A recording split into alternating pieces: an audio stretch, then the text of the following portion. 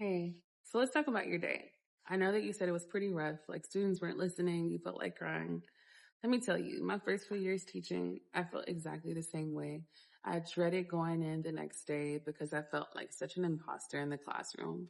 So many days I went home in tears, crying, and just overall feeling discouraged because I felt like I didn't have the tools necessary to maintain a classroom environment that was positive and reinforcing student behaviors. One of the things that I constantly did was call out behaviors of students who were doing the wrong thing by saying things like, don't do this, don't do that. And it didn't make students want to be there. In fact, it contributed to an environment that I didn't want to be in either. If this sounds like what you've been going through, you're in the right place. My name is Amber, and this is Amber Builds Confidence. I partner with early educators and veteran teachers alike to help build or restore their confidence in their teaching craft by providing practical resources and tools with biblical principles. So let's get started. Let's talk about positive narration. Let's be honest. My first year teaching, positive narration was really hard for me. It didn't feel natural and it didn't feel genuine. I felt like, why am I telling you thank you for doing what I expect you to do? But when I started to implement it with fidelity and tie it to relational things, I started to see an improvement not only in my classroom culture, but in students meeting their expectations. Let's talk about why does it work? I think one of the biggest reasons about why it works is because nobody wants to constantly be seen doing the wrong thing. And when you're constantly pointing out the things that are wrong, you're going to continue to see the things that are wrong. Now, before I get into all the wonderful positive things about positive narration, it is not a do-all end-all. If you see misbehaviors, 100% acknowledge them, but don't let that be your main focus in your classroom. Let's talk about why it works. When positive narration is done effectively, it fosters a positive classroom culture by focusing on what students are doing right rather than what they are doing wrong. It also helps to set expectations. So it makes it very clear and gives clear directions for what students should be doing in your space. It also helps to guide the behavior of other students. It gives students a visual cue of what they're supposed to be doing. Maybe you have students who they were like in La La Land or in outer space somewhere and they missed the original instruction and now they need to get back on task. It helps students to get back on task. It also helps to motivate students. When students see that you notice them doing the right thing, they're going to want to keep doing the right thing. Other students want to be seen doing the right thing. So when you're narrating positively and saying, hey, Amber, I see you doing the right thing, students will be like, what about me? What about me? I want to be seen doing the right thing. They want you to see them, so see them. And then finally, I want to say that it fosters their autonomy.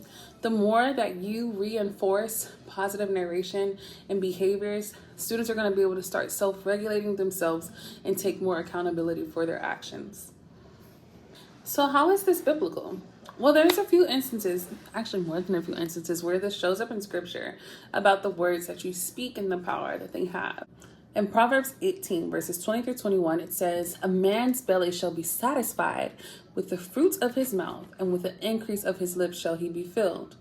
Death and life are in the power of the tongue, and those that love it shall eat the fruit thereof. There's also another really good one in Proverbs 15 and 1.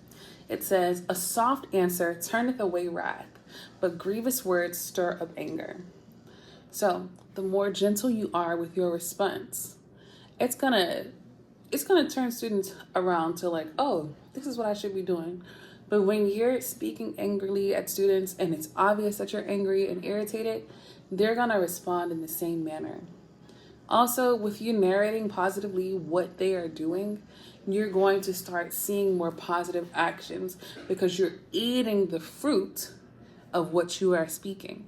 Maybe they're not doing it at all. Maybe you set them off into instruction and you said, all right, so we're quietly working on chapter 1 of this book. We're writing down the instructions.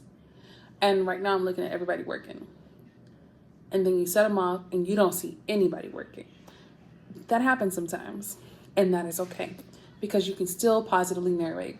You can walk around the room and you can say, okay, so we are quietly working on page 1. I see this person is on page 1. I'm coming around to see that you have your pens in your hand. However it is, because you're setting the expectation. And maybe after you've set the expectation, then you can start to make it more relational. You can start to highlight students and be like, I love how you're following along. I love how you make that your own and give your own interpretation. Whatever it is, but acknowledge what you see students are doing right. Your classroom can be a place of peace. It doesn't have to be a stressful environment. You can eat the fruit of your words, whether they be positive or negative. But I bet you'd rather have good fruit than a rotten apple. So, all right, finally, this takes me to my last point. If positive narration does not come naturally for you, don't worry. It didn't come naturally to me either. Some ways that you can intentionally do positive narration are scripting it into your lesson plan.